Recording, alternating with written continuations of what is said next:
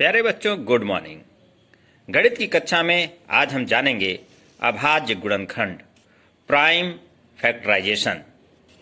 अभाज्य गुणनखंड गुणनखंड के वे सबसे छोटे अंक होते हैं जिनका गुणनखंड नहीं किया जा सकता है।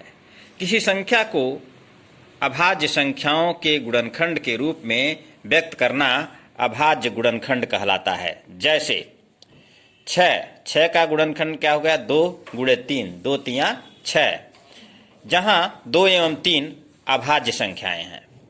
30 का जब हम गुणनखंड करेंगे 2 तियां 6 पचे 30, यहाँ इस गुणनखंड में 2, 3 और 5 का गुणनखंड नहीं किया जा सकता है, उसे विभाजित नहीं किया जा सकता है, इसलिए 2, 3 और 5 अभाज्य संख्याएं हैं। तो हम समझते हैं, आपको समझ में आ गया होगा, अभाज्य गुणनखंड का मतलब किसी संख्या के गुणनखंड के परिणाम स्वरूप प्राप्त वे न्यूनतम अंक जिनको हम विभाजित नहीं कर सकते हैं, वे ही अभाज्य गुणनखंड कहे जाते हैं। गुणनखंड वृक्ष का निर्माण भी इसी उद्देश्य से होता है। एक ऐसे गुणनखंड वृक्ष का निर्माण करते हैं जिसमें संख्या के अपवर्तकों को ऊपर से नीचे की ओर जाती हुई शाखाओं के सिरे पर लिखते हैं। किसी शाखा का अंत तब होता है जब उस पर स्थित अपवर्तक एक अभाज्य संख्या हो। मतलब हम किसी संख्या को तब तक विभाजित करते चले जाते हैं जब तक कि वह अपने गुणनखंड के न्यूनतम स्तर को प्राप्त न कर ले। जैसे 12 का गुणनखंड वृक्ष देखिए, 12, 2 छक्के 12। अब 2 का 2 क्या हो गया? अभाज्य गुणनखंड हो गया। लेकिन 6 जो है, 6 को अभी हम खंडित कर सकते हैं, 2 तियां 6। अब 2 भी अभाज्य है और 3 भी अभाज्य है। तो इस गुणनखंड वृक्ष के माध्यम से हम अभाज्य गुणनखंड को प्रदर्शित कर सकते हैं। यहां देखिए, ये दूसरा तरीका, 12 का ही 3 चौके 12, 3 अभाज्य गुणनखंड हो गया, और 4 का 2 दूनी 4। इस प्रकार से हम गुणनखंड वृक्ष का निर्माण करते हैं। और जहां दोनों का ही एक ही गुणनखंड जब देखेंगे तो 12 का 2 गुणे 2 गुणे 3, 2 दूनी 4 तियां 12, फिर यहाँ 3 दूनी 6 दूनी 12। इस प्रकार से हम गुणनखंड वृक्ष का निर्माण कर सकते हैं। गुणनखंड वृक्ष बनाने में हम किसी संख्या का गुणनखंड तब तक करते जाते हैं जब तक कि वह अपने अभाज्य स्तर को प्राप्त न कर ले।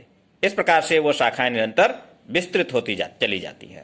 आगे देखिए, सह अभाज्य संख्याएं, को प्राइम नंबर्स। सह अभाज्य संख्याएं होती क्या हैं?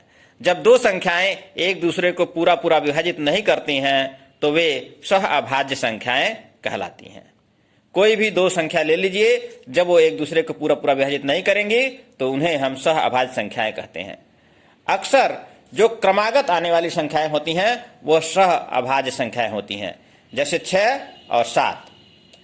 6 और 7 को अगर हम लेते हैं तो यहां देखिए, एक उदाहरण के माध्यम से बताया गया है। 6 का गुणनखंड देखिए, 1 गुणे 2 गुणे 3, 1 दुआएं 2 तियां 6।